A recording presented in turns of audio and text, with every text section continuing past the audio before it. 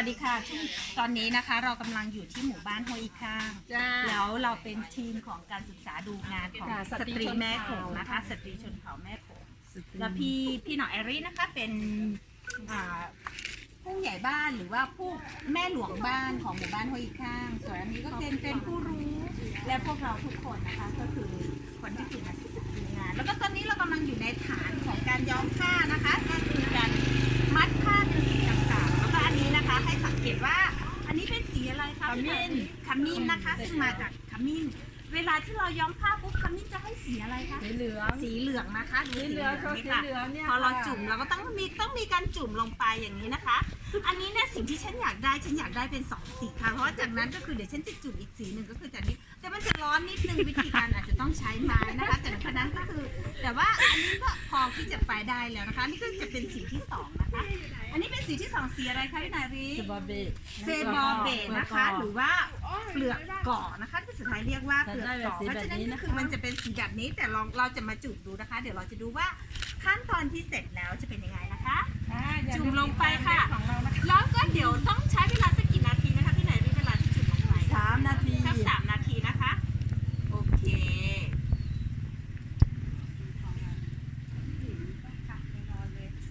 โอ้สวยมากงามหลายถ้ามีสีเขียวสีม่วงแล้วผสมกันมันจะอันนี้นะคะสมมติว่าไม่ต้องสมมติก็ได้นะคะของเราเนี่ยครบ3 นาทีแล้วนะคะแล้วเราก็เอาอันนี้ขึ้นค่ะโอเคพอเอาขึ้นเสร็จขั้นตอนต่อไปก็คือน้ำนะคะตามมาเลยค่ะก็คือน้ำปูนค่ะทำไมใส่น้ำปูนคะทำไมต้องใส่น้ำปูนเนี่ยมันจะทำให้สีคนเนาะสีคนขึ้นอ๋อขึ้นค่ะแล้วสีมันจะไม่ออกเหรอสีมันจะไม่ออกแล้วก็มันจะเปลี่ยนสีและตอนนี้นะคะเราก็จะแกะออกนะคะไม่ไปที่น้ำประเทศค่ะคนนี้มาจากอินเดียนะคะคนนี้ชื่อแมนจูนีค่ะคนนี้ชื่อเรตินาค่ะภริยาโอเคนะคะขั้นตอนต่อไปคือต้องใช้น้ำเย็นนะคะน้ำเย็นแล้วเราก็ล้างออกนะคะ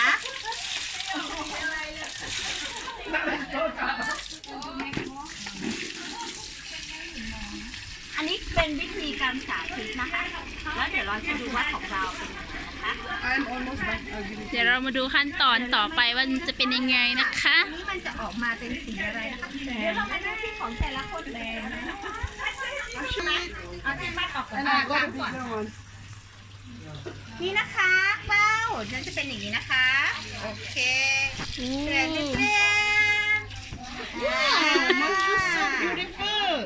โอเคจะเป็นสีแบบนี้นะคะซึ่งเป็นลายดอกไม้ค่ะลายดอกไม้นะคะสวยจริงๆตบมือค่ะทุกคนเอาของตัวเองมาโชว์สิคะ everybody please show your product ไม่อยากโชว์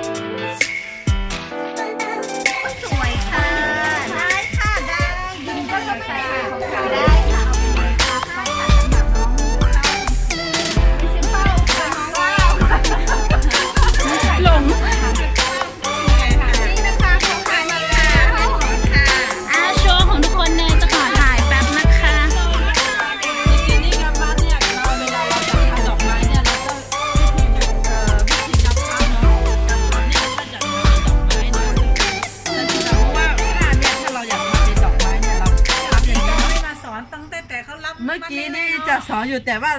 รู้สึกว่าทีเวลานี้พักกันแล้วเนาะแล้วก็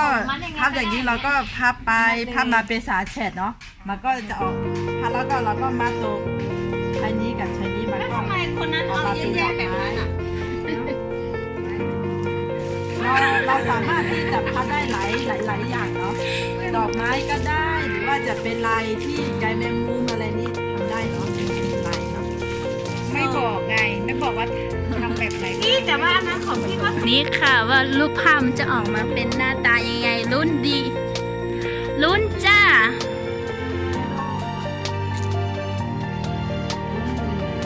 โอ้